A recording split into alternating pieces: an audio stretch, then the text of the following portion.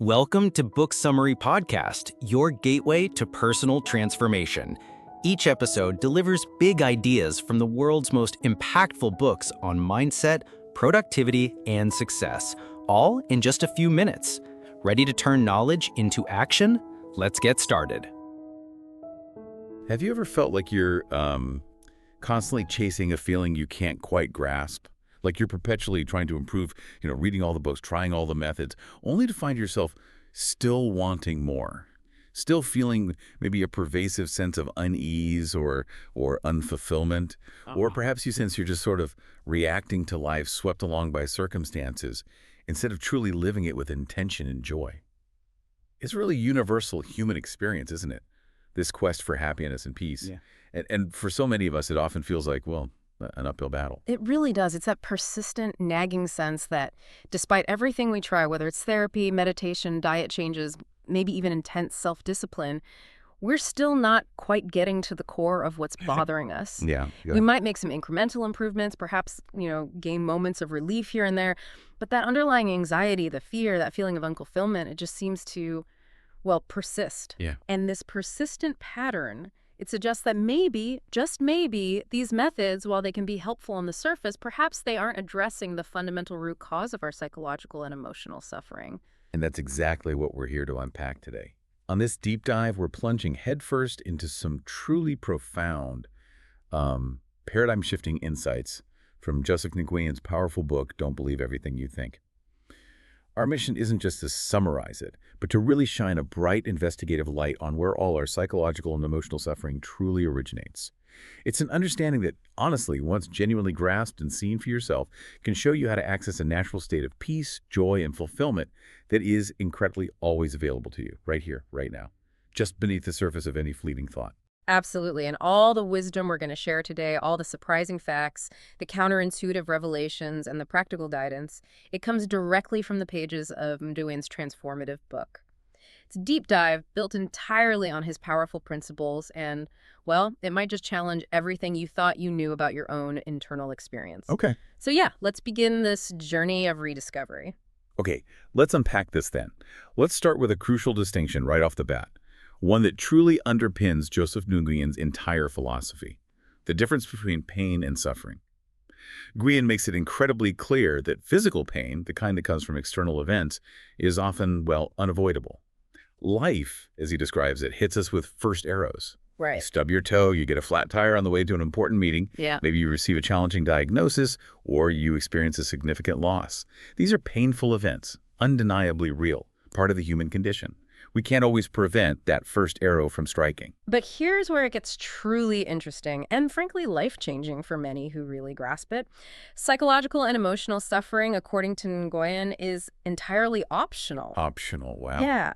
It's not about that unavoidable first arrow, but our reaction to it, what ancient Buddhist teachings brilliantly describe as the second arrow. Mm-hmm. Imagine literally being struck by a physical arrow. That's the pain. Unavoidable in that moment. Right, okay. But then dwelling on that pain, replaying the event in your mind over and over, telling yourself a story about how unfair it is, feeling self-pity, judging the situation, ruminating on what could have been, or maybe catastrophizing about the future. That is the second arrow. That's the suffering. And crucially, that one we can control. It's the story we layer on top of the initial event. This concept, the two arrows, it really powerfully highlights that while the first arrow might be outside our immediate control, that second, often far more painful arrow of emotional and psychological reaction, it's always optional. And for so long, this very idea confounded the author himself, as it does for, many of us. He wondered, quite understandably, if suffering were truly a clear choice, like a simple toggle switch. Why on earth would anyone choose it? Exactly. If it were as easy as just choosing not to suffer, wouldn't everyone already be doing it? Why does it persist so stubbornly? This idea that psychological suffering is optional seems almost radical, maybe even a bit dismissive to someone deeply entrenched in their struggles. How do we reconcile that very real, lived experience of suffering with Nguyen's bold assertion? That's an excellent and really crucial question. And In Nguyen's own extensive journey, it really highlights this paradox. He details his personal, quite desperate search for an end to his own pervasive anxiety, fear, and unfulfillment.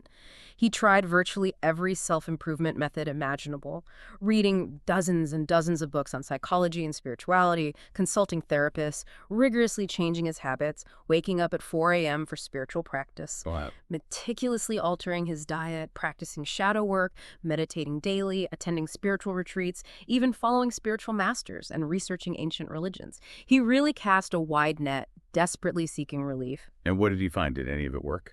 Well, what he found was that while some of these things offered, incremental improvements, maybe moments of calm, slight shifts in perspective, none of them actually stopped his suffering at its source. He still felt anxious, fearful, unfulfilled, irritated, and just this pervasive heaviness every single day, this desperate search, which, in a kind of twisted irony, left him feeling even more lost and frustrated than when he started. It strongly suggested to him that these popular methods, while maybe valuable in some contexts, they weren't addressing the fundamental root cause of his suffering.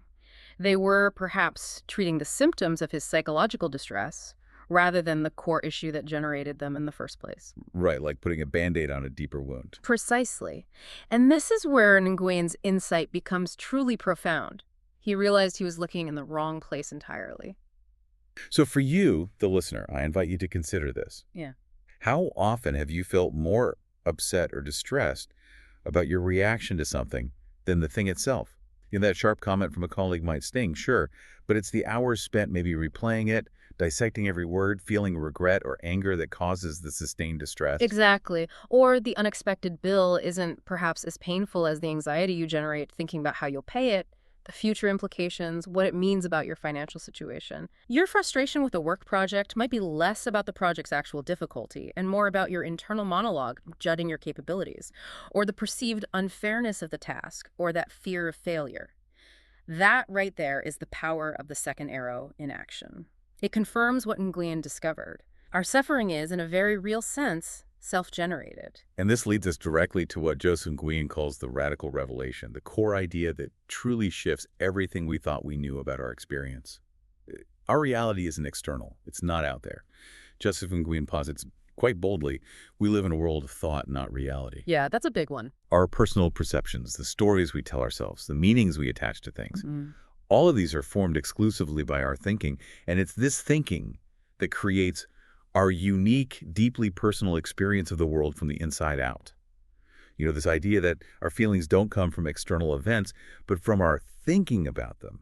It is truly revolutionary, yet it can be incredibly difficult to grasp in the moment, right? Can you maybe share a practical tip for how someone, in the heat of a strong reaction can actually catch that thought before it spirals? Absolutely. And it's simpler than you might think, though not always easy in practice.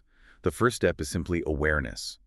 When you feel a strong negative emotion, anger, frustration, anxiety, just pause, even for a microsecond, and ask yourself, what am I thinking right now? It's not about stopping the thought, not initially anyway, but simply identifying it as the source of the feeling. Once you see the thought, just observe it. You create this tiny little space between you and it.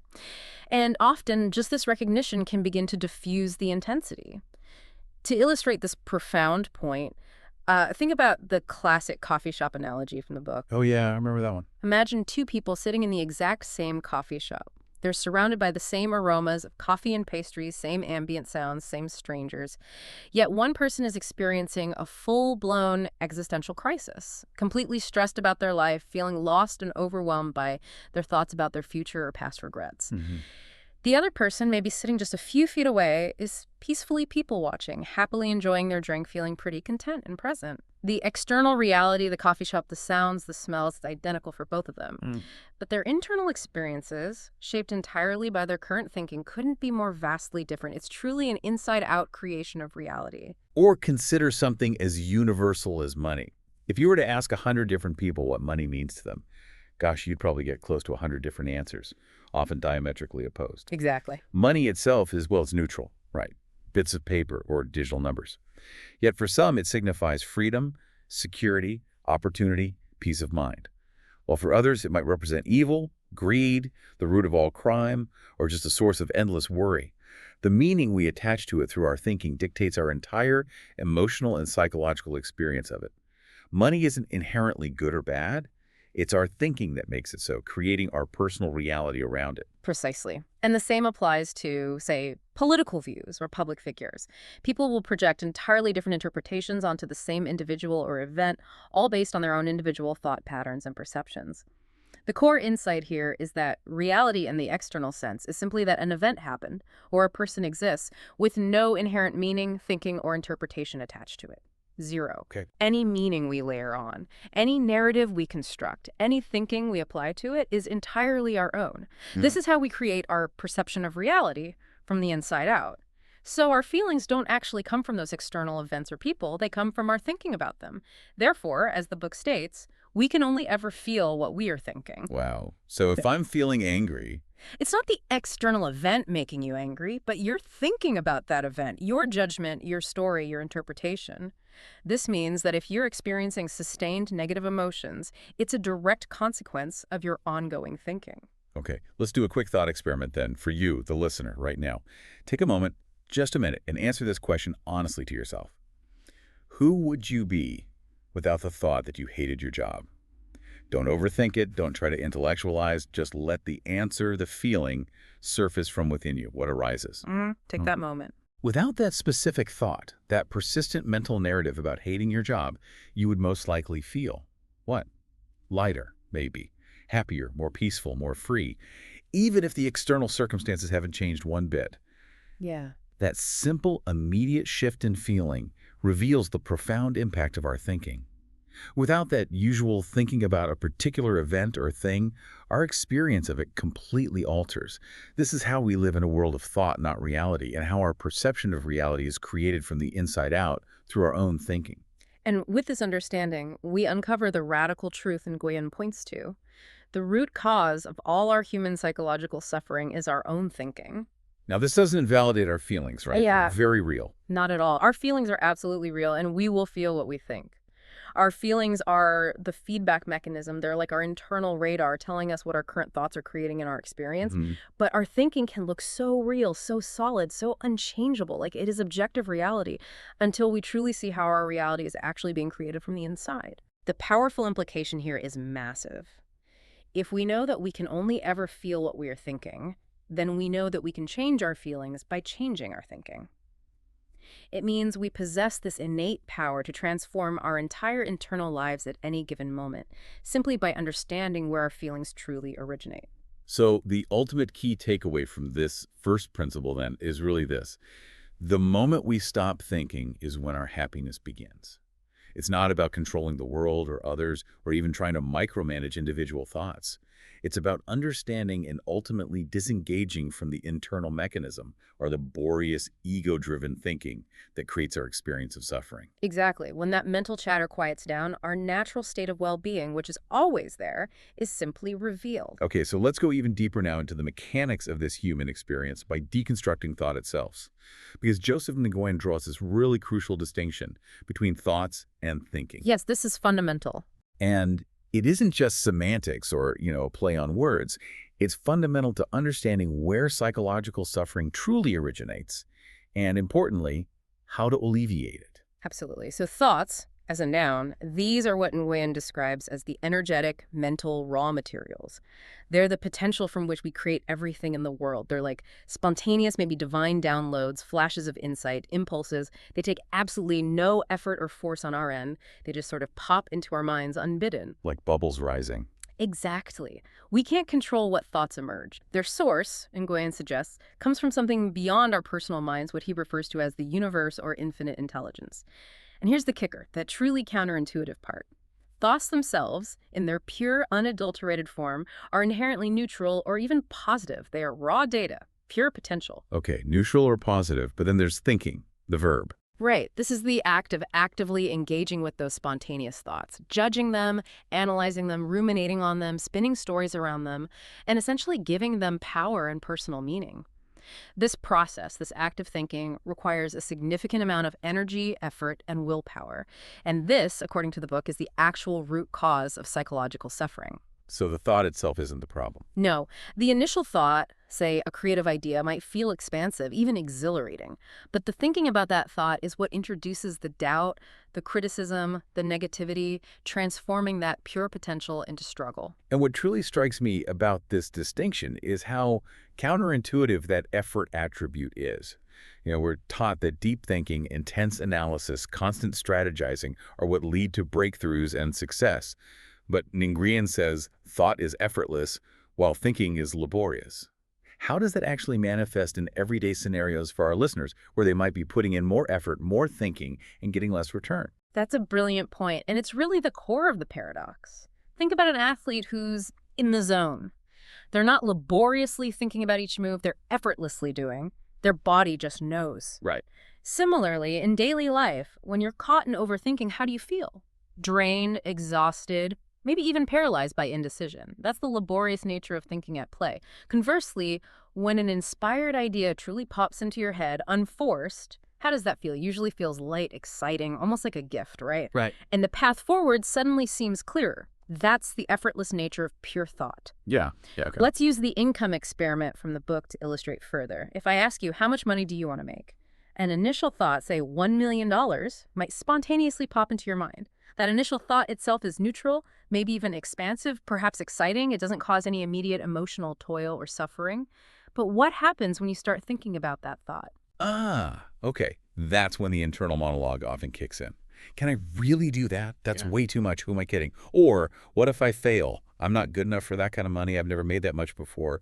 Or maybe anxiety pops up, or anger about past financial struggles, or even guilt about wanting such a sum. Exactly. Yeah. That is the critical difference. The spontaneous thought itself was harmless, maybe even inspiring. But the thinking about that thought is what introduces the self-doubt, the anxiety, the limiting beliefs, and other negative emotions, effectively weighing down that original inspiration. It's precisely why Nguyen asserts thoughts create, thinking destroys. The initial thought of wanting to create something, a new business, a piece of art, a deeper connection in a relationship, a healthier lifestyle, that initial impulse is pure, divine, expansive. It feels like a genuine urge for growth. Yeah. But as soon as we start thinking about it, our ego's filters, which are based on past experiences and perceived limitations, kick in hard.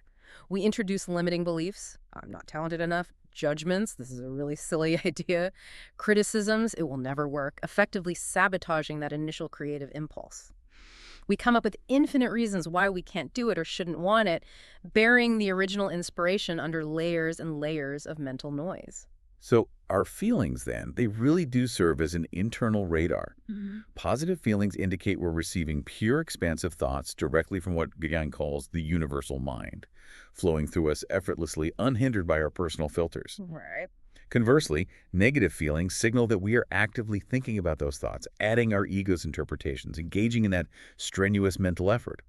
Okay, but how do we discern between a pure, expansive thought and one that's already been tinged by our laborious thinking? And maybe more importantly, how do we learn to truly trust this internal radar? It sounds great in theory, but... It's a great question, and the key indicator is the feeling that accompanies the thought.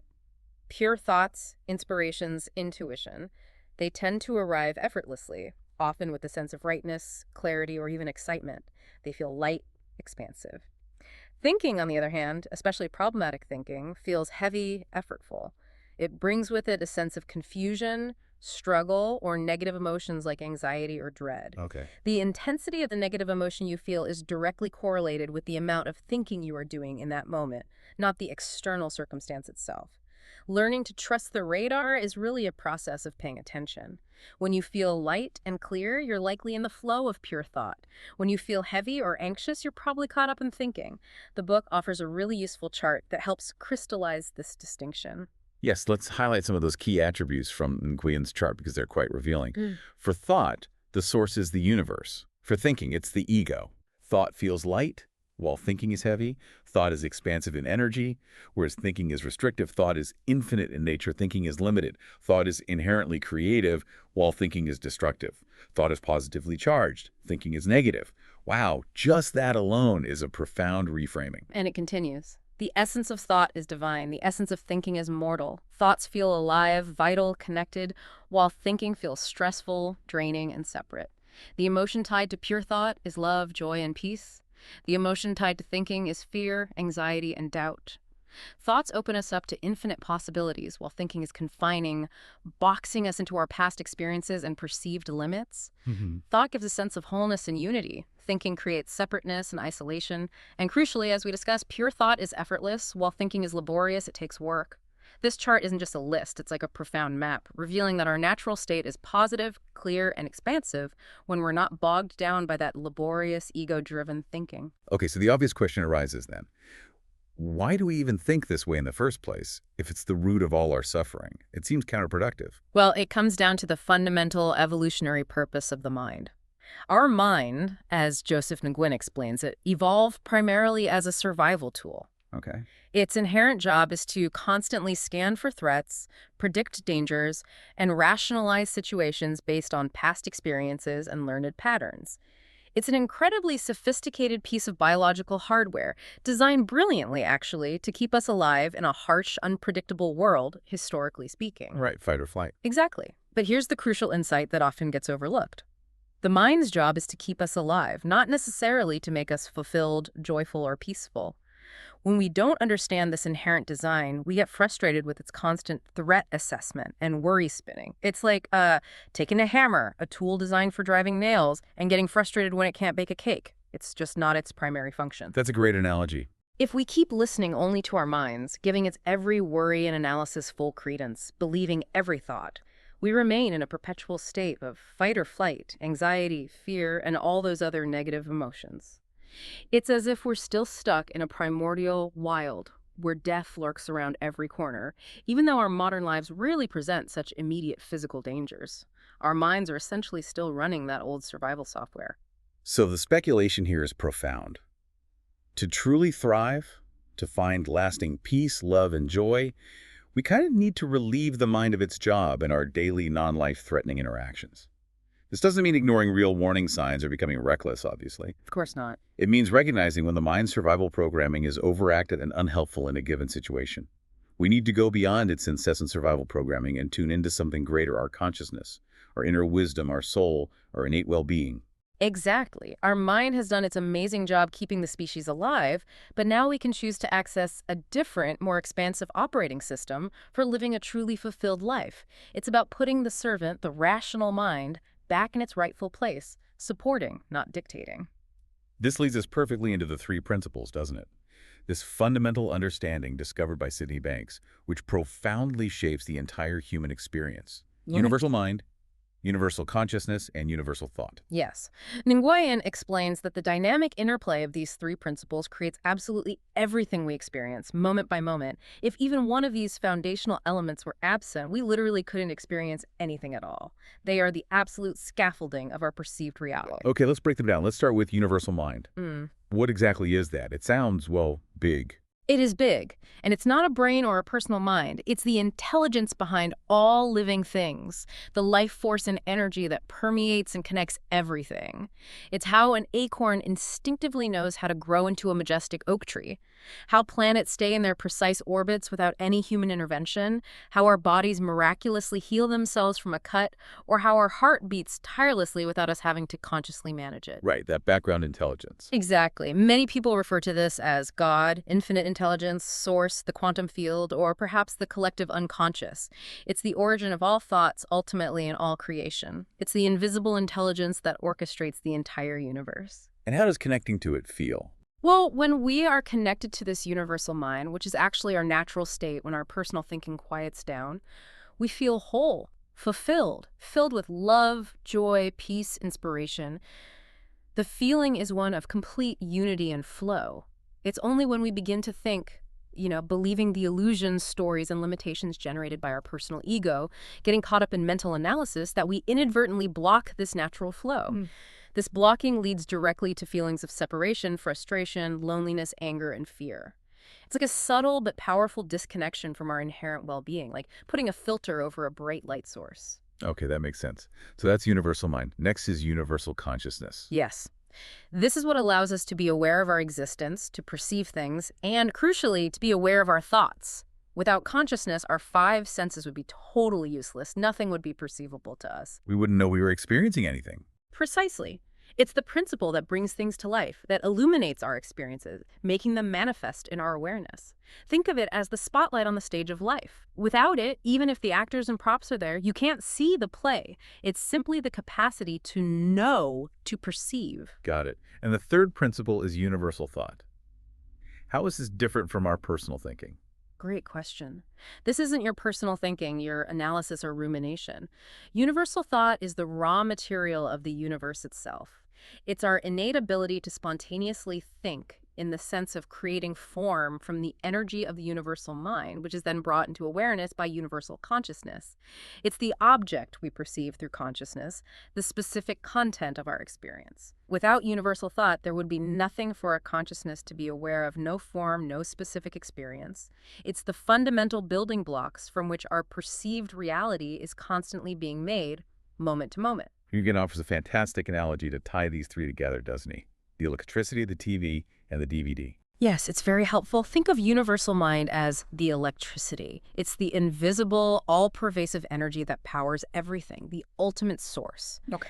Universal consciousness is like the TV and the DVD player. It provides the mechanism, the capacity to bring that information, that energy to life and make it perceivable. The screen and the player. Exactly. And universal thought is the DVD itself, containing all the information, the specific content, the story.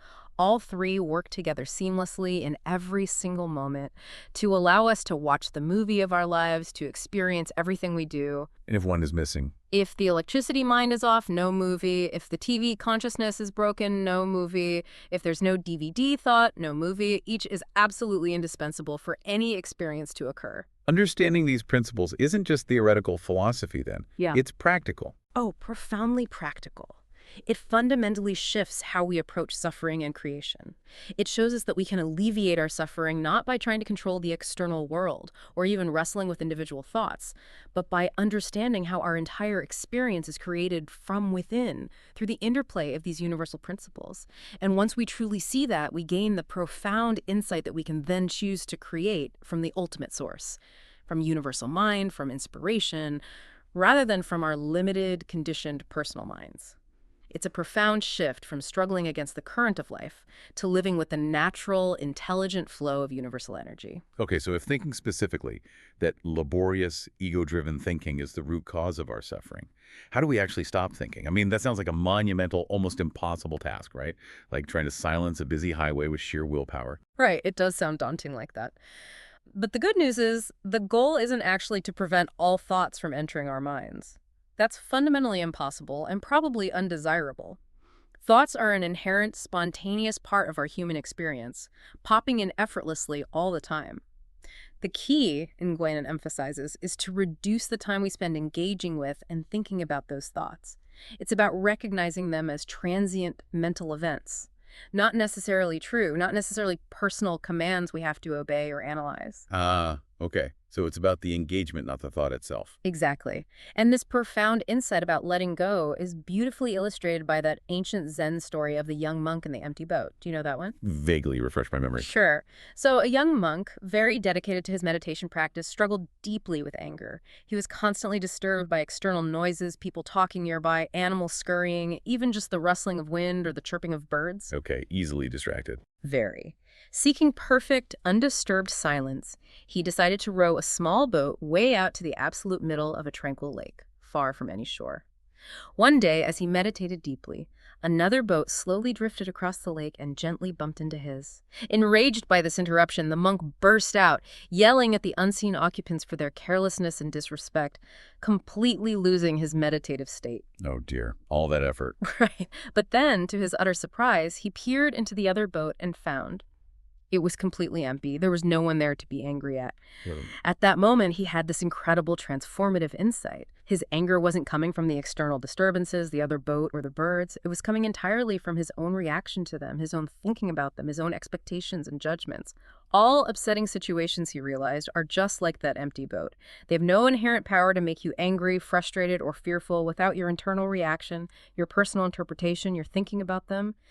The power lies not in the event, but entirely in your response. That's a fantastic story. Yeah. It really reveals a profound paradox about letting go, doesn't it? Yeah. That minimizing thinking is, in fact, effortless. Exactly. Right. It's not about doing something strenuous, fighting the thoughts, or trying to force them to stop. That would just be more thinking, more effort. Right. Instead, it's simply about becoming aware that you are thinking and realizing that that thinking, and not the external event, is the root cause of your current suffering.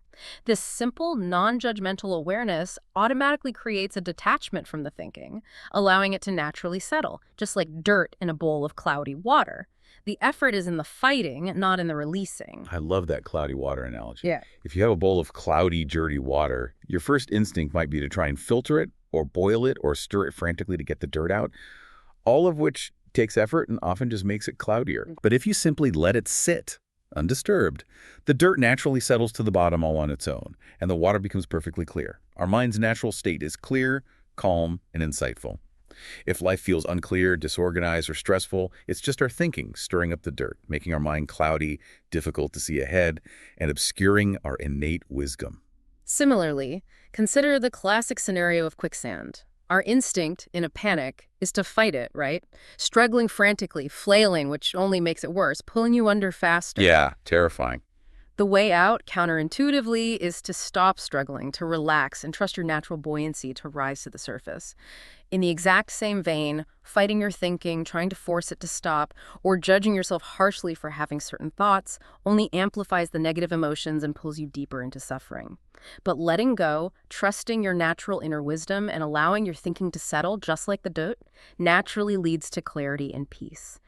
It's about ceasing the internal struggle. It's important to understand, though, that it's perfectly normal and human to fluctuate between states of thinking and non-thinking, right? Yeah. We are, after all, as Nguyen puts it, a living gateway between the human and the divine. Exactly. The goal isn't to achieve some state of constant non-thinking that's an unrealistic expectation that would ironically lead to more suffering if we tried to force it and failed. Right, another trap. The goal is simply to minimize the time we spend caught up in thinking, to shorten the duration of those cloudy water moments, and to gently, effortlessly return to our natural state of clarity more quickly and more often.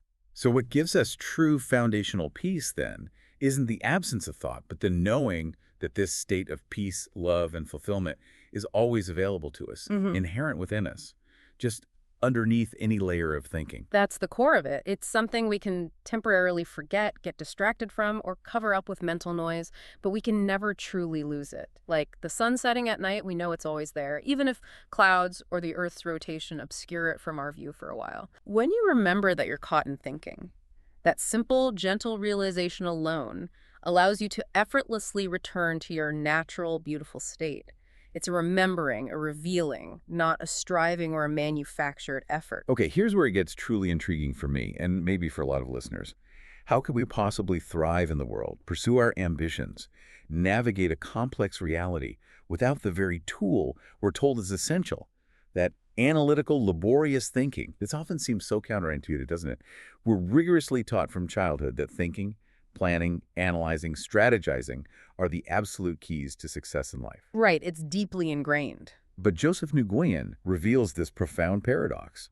Humans perform at their absolute best in a state of peak performance or flow, precisely when they're not thinking, but simply acting from a deeper place of intuition and inspiration. It's true. Think about your own peak performance moments. When you're completely engrossed in something you love, maybe playing music, or deep in coding, writing, painting, solving a really captivating problem at work, or even just having a deeply connected conversation, you often lose all sense of time and space, right? Totally. In those moments, what specific analytical thoughts are consciously going through your mind? Really think about it. For most people, the answer is none, or they just flowed through me effortlessly, or maybe I wasn't really thinking, I was just doing. That's the zone or flow state. It's brilliantly evident in the world of professional and Olympic athletes, too. They often describe their peak state as the zone, a state of non-thinking, or mushin in Japanese culture, which literally translates to no mind. In this state, they don't overanalyze their next move. They react instinctively, relying on deeply trained subconscious reactions and pure intuition. Thinking in these crucial high-stakes moments actually introduces hesitation, reluctance, doubt, insecurities, and fears, completely hindering their performance. Exactly. Without that burdensome analytical thinking, athletes are free from the ego's limitations and can create truly incredible feats of agility, speed, and precision. It's a powerful testament to operating from beyond the conscious analytical mind. So you can test this yourself right now, listener. Recall a specific time when you were doing your absolute best work, when you felt completely captivated and absorbed by what you were doing, whether it was a creative project, a problem at work, or even a hobby.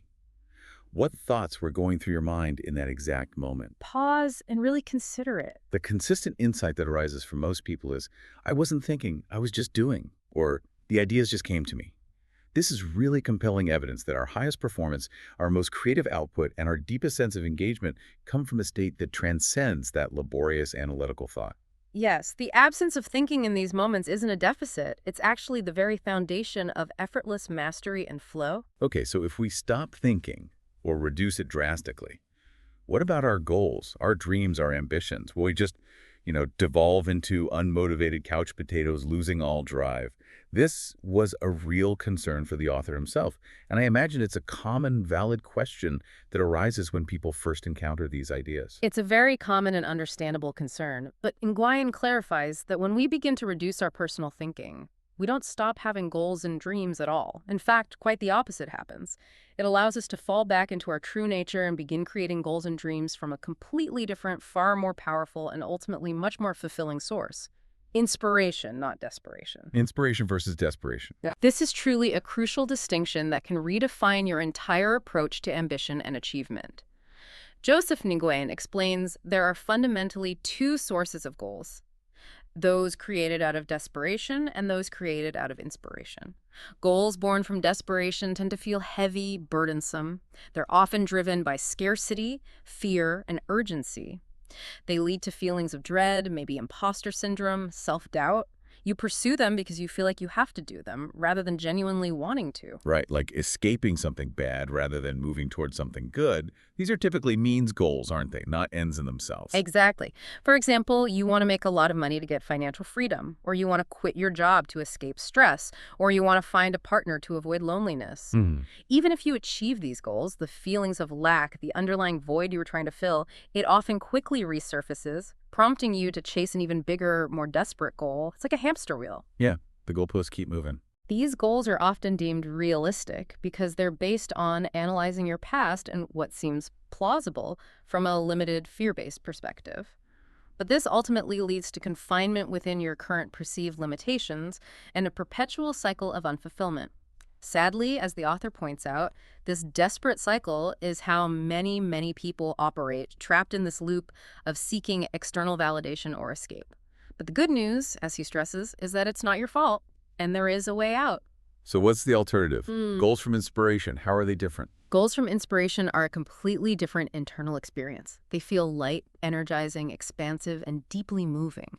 They feel like a profound calling, not an obligation or a burden. It's like a powerful force, an innate desire wanting to be expressed through you rather than something you have to manufacture or force. You want to do them driven by an inner pull and excitement. Like passion projects, maybe. Sometimes, yes.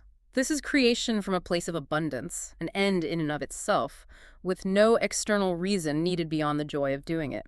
Think of a painter who paints purely for the joy of creation, not for fame or money, or a scientist pursuing a theory purely out of sheer curiosity and wonder. Right. These are what Nguyen calls divine inspirations. They transcend past data, perceived limits, and logical analysis. This state naturally bypasses analysis, comparison, and criticism, leading to feelings of wholeness, unconditional love, joy, and peace during the creative process itself, not just if you achieve some outcome. But we often suppress this inspiration, don't we? As soon as we start thinking about it. We do. That's the trap.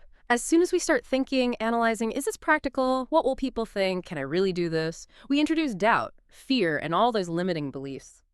It truly becomes a fundamental choice in each moment.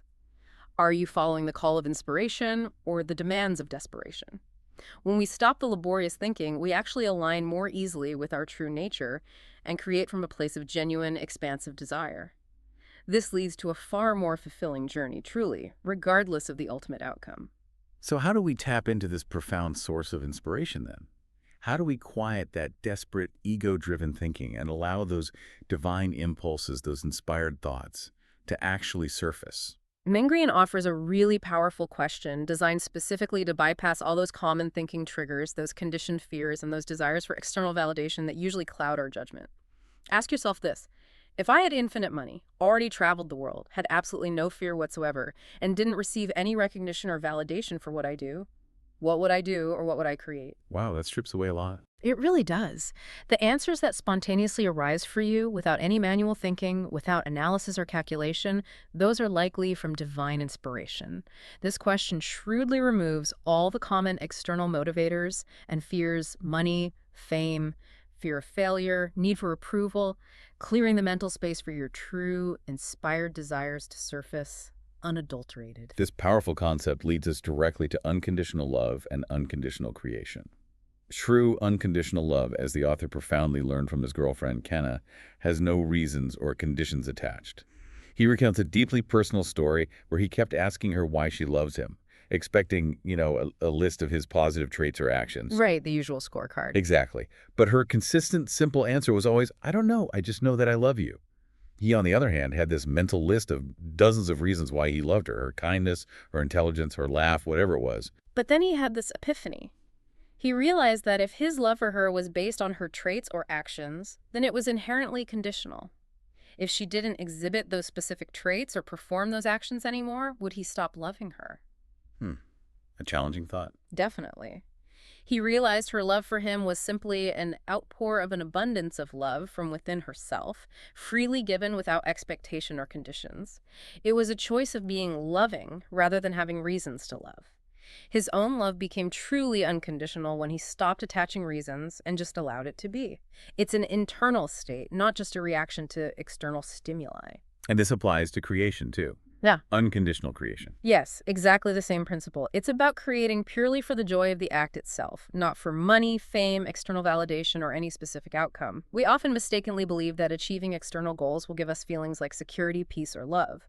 But as Nguyen has clarified throughout the book, feelings are generated internally by our thinking, or lack thereof. Right. What's paradoxical but incredibly liberating is that when we create something without conditions or reasons, when we act purely from inspiration, we actually immediately feel all the positive feelings we desire: joy, fulfillment, peace, purpose.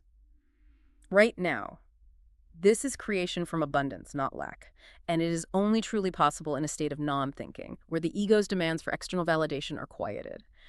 Our analytical minds might deem such creation pointless or unproductive without an external reward, but that's precisely the secret to accessing true flow and connection to the universe. Another vital aspect of living in this flow and a profound gift available to all of us is following your intuition.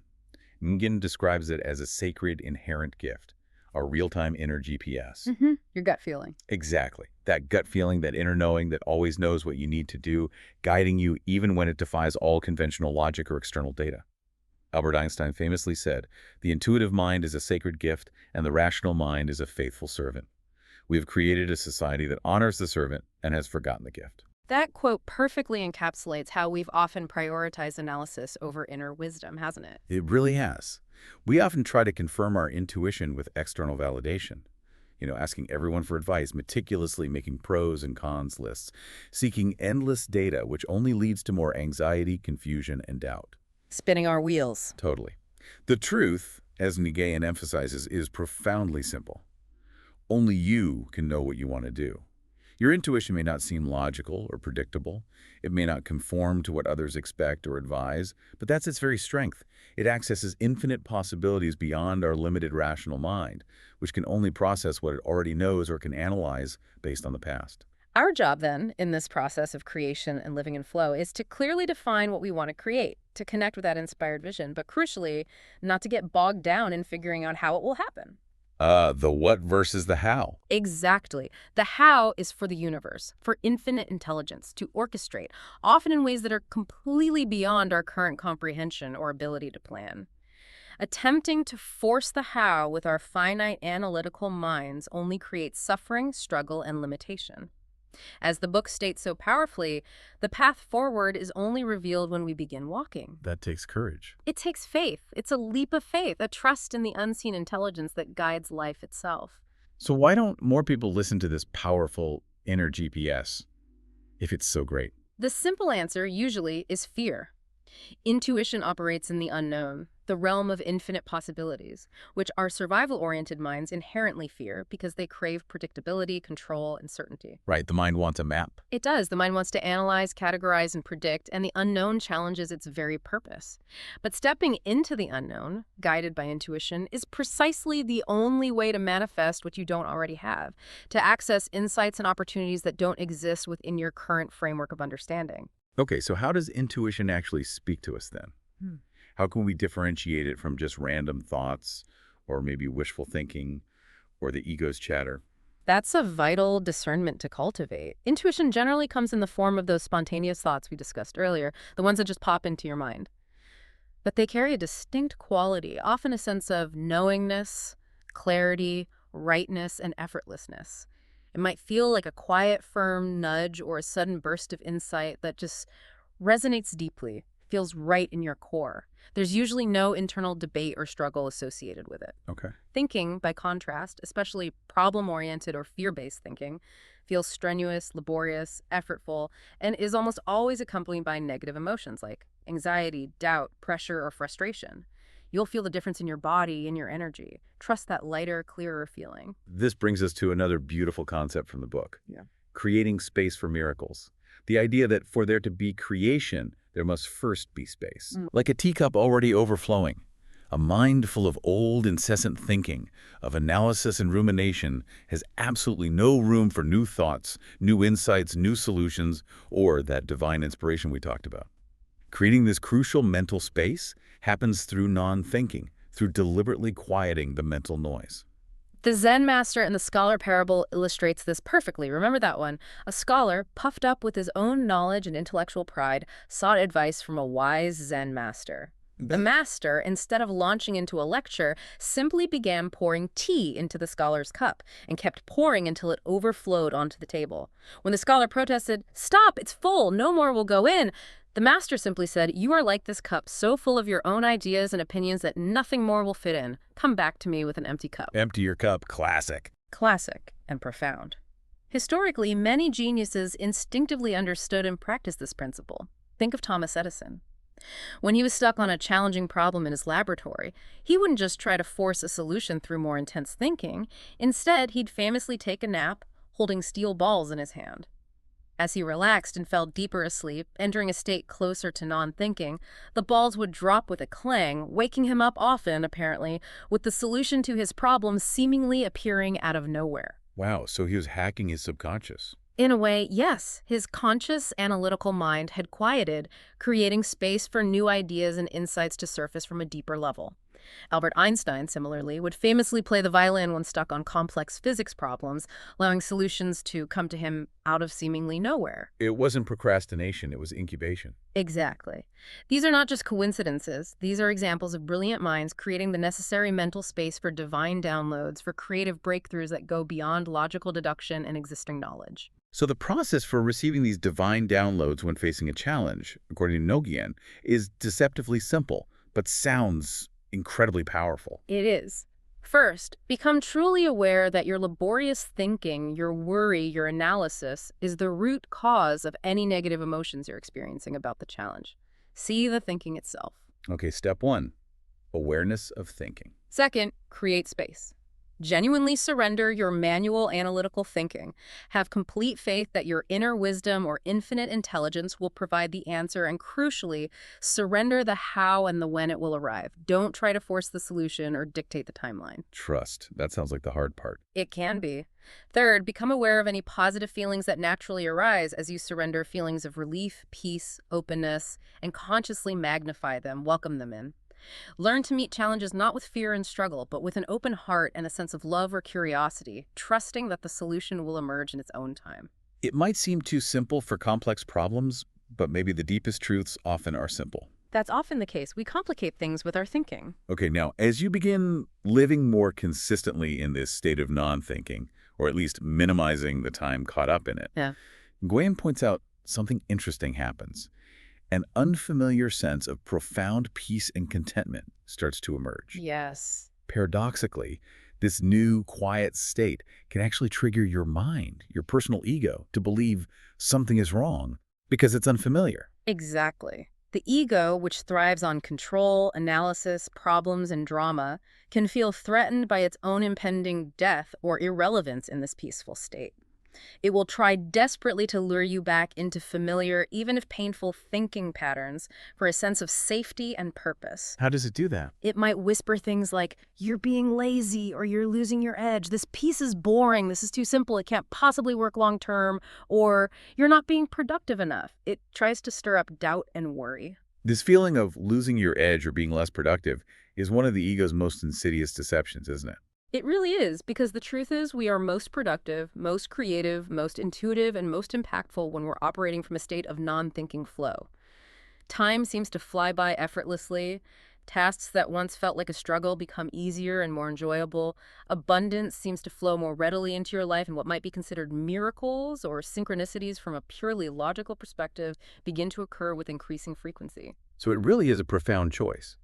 You choose freedom and happiness in the unknown, that expansive realm of possibility accessed through non-thinking or confinement and suffering, in the familiar but limited realm of overthinking. That's the choice, moment by moment. And if you do fall back into thinking, which is absolutely normal and human, it's okay. There's no need for self-judgment. Simply realizing, this feeling is just my thinking again, is enough. That awareness itself, without judgment, allows for a quick, effortless return to your natural state of peace.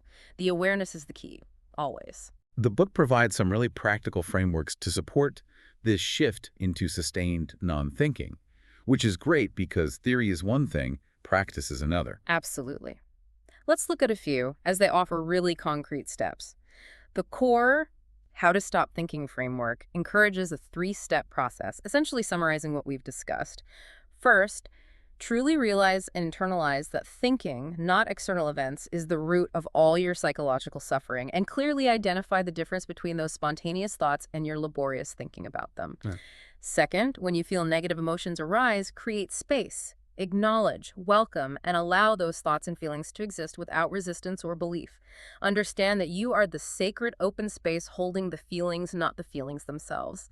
This detachment allows you to look beyond them and find the underlying truth. The peace. Like watching clouds pass, not becoming the cloud. Exactly. Third, allow the thoughts to simply pass through, embracing the natural surfacing of positive emotions, peace, clarity, love that emerge when the mental chatter subsides. If negative feelings persist, just gently repeat the process, bringing awareness back to the thinking without force. Then there's the critical element of managing all that freed up energy. Because non-thinking, releasing that constant mental struggle, must free up an enormous amount of energy previously consumed by stress, anxiety, rumination. Huge amounts.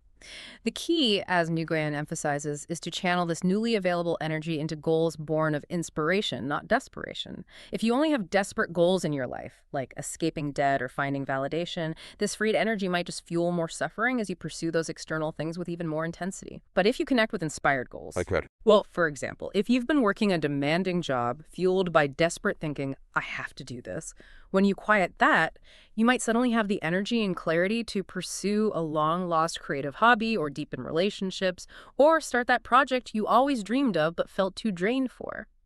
The shift in available energy is palpable. Creating a non-thinking environment is also crucial, isn't it? It's not Yeah. just internal. Right. This isn't about isolating yourself on a mountaintop, but intelligently auditing your physical and digital environments and your consumption habits for things that habitually induce a fight or flight mode or pull you into excessive negative thinking. Yeah. Could be certain processed foods that negatively impact your mood, constantly stimulating or upsetting news feeds, social media comparison traps, or even certain relationships that consistently trigger anxiety or drain your energy. The book suggests you categorize and rank these triggers and then gradually and systematically eliminate or reduce your exposure to the top offenders.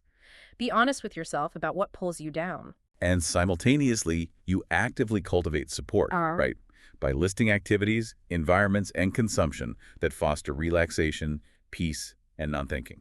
Exactly. This might include things like regular exercise, meditation, or mindfulness practices, spending time in nature, listening to calming music, journaling, engaging in hobbies where you lose track of time, whatever works for you. Again, categorize, rank, and systematically incorporate these positive influences into your daily and weekly routine, gradually replacing the old, draining habits. It's about consciously curating your internal and external landscape to support your natural state of peace. Morning activation rituals sound really important too, setting the tone for the day. Hugely important. Starting your day in a peaceful, non-thinking state, perhaps through meditation, deep breathing, gratitude practice, or some other spiritual practice, builds positive momentum and prevents you from being immediately pulled into stressful thinking first thing. And this means, crucially, Not checking your phone, emails, or social media the very first thing when you wake up. Give yourself at least 15-30 minutes, maybe more, of undisturbed, non-thinking time to connect with your inner clarity before the demands of the day begin to stir your mind and pull you into reaction mode. that alone could be life-changing for many people. Yeah. Okay, what about implementing non-thinking into work life? That's a big source of stress for so many. Yes, the framework suggests a practical approach. List all your typical work activities, then categorize them as either draining, leaving you feeling depleted, or energizing, leaving you feeling engaged or fulfilled. Then rate each activity on an energy scale, say from 1, totally draining, to 10, highly energizing. Each week, the goal is to consciously try to reduce or delegate 1-3 draining activities, the low-scoring ones, and strategically increase the activities rated 9 or 10. The aim is to shift the balance, so a significant portion, ideally maybe 80% of your work time, is spent in those energizing, inspiring activities where you feel more in flow. This might involve delegating tasks you dislike, redesigning workflows if possible, or even having courageous conversations with your boss or colleagues to shift your responsibilities towards your strengths and passions. That takes intention, but sounds worth it. Finally, what about overcoming destructive habits? Things like procrastination, overeating, excessive scrolling. Nguyen provides a powerful process for this, rooted entirely in this understanding of thought and feeling. First, become acutely aware of the specific behavior and confirm a genuine, deep desire to change it, not just a fleeting wish like, I should stop doing this. Okay, genuine desire. Second, detail when and how the habit typically happens, the triggers, the context, the sequence of events. But third, and this is the most crucial step, identify the feeling that triggers the behavior before it actually occurs. The feeling before the habit. Yes. For instance, if you tend to procrastinate, is the trigger feeling overwhelm, inadequacy, boredom, fear of failure? If you tend to overeat, is the underlying feeling loneliness, stress, emptiness? Identify that specific feeling. This awareness of the triggering feeling creates a vital choice point. You see it coming. Then, instead of fighting the urge for the habit itself, like fighting the urge to procrastinate or overeat, you practice the how to stop thinking framework on that triggering feeling itself. Address the root cause, the feeling. Exactly. You become aware of the feeling. Shares will overwhelm. You recognize the thinking creating it. This is too much. I can't do it. You detach from believing that thinking, and you allow the feeling to just be there and pass without acting on the habitual impulse. By addressing the root feeling generated by thought, the impulse for the destructive habit naturally reduces, often effortlessly over time. So wow, we've taken a truly deep dive today, haven't we? Exploring how profound psychological suffering stems not from external events, but fundamentally from our internal thinking, our continuous engagement with thoughts. It's a big shift in perspective. By understanding that critical distinction between spontaneous thoughts and laborious thinking, by embracing the 3 universal principles of mind, consciousness, and thought that govern our experience, and by consciously creating spaciousness through non-thinking, you can begin to access your natural default state of peace, joy, and unconditional love. It's already there. This fundamental internal shift, this profound remembering of who you truly are beneath the thinking, enables you to pursue goals and dreams from genuine inspiration, not desperation, to follow your inner intuition with unwavering trust, and maybe even to witness truly miraculous transformations unfold effortlessly in your life. And remember, really take this in. Everything you could possibly want and need is already inside of you. You are already all of the love, joy, peace, and fulfillment you have ever wanted. It is only when we forget that fact, when we get caught up in the relentless stream of our personal thinking and the illusions it creates, that we cloud our own natural clarity, obscuring the inherent well-being that is always, always present. The journey is truly one of revealing, not acquiring. You are now equipped with everything you need to know to begin stopping your own psychological suffering and to embody a state of peace, love, and joy that is always available to you. And as we conclude this deep dive, maybe consider this provocative thought. The path forward is only revealed when we begin walking. There's never going to be a time where the entire path is illuminated for us to see beforehand, every single step clear and guaranteed. That would be nice. Right, but that would completely negate the need for faith, for trust in our inner knowing and the intelligence of life itself. And that ultimately is why faith and trust in the unknown are of utmost importance when manifesting something truly new and profound in your life, something beyond your current thinking. Thanks for tuning in to the Book Summary Podcast. If you found value in today's episode, hit that like button, subscribe for more summaries, and share it with someone who's ready to grow. Want deeper insights, exclusive book notes, and reading tips? Join our free newsletter. The link's in the description. And don't forget, if you'd like to read the full book, our affiliate link is right below. It helps support the channel and keeps the summaries coming. Until next time, keep reading, keep growing.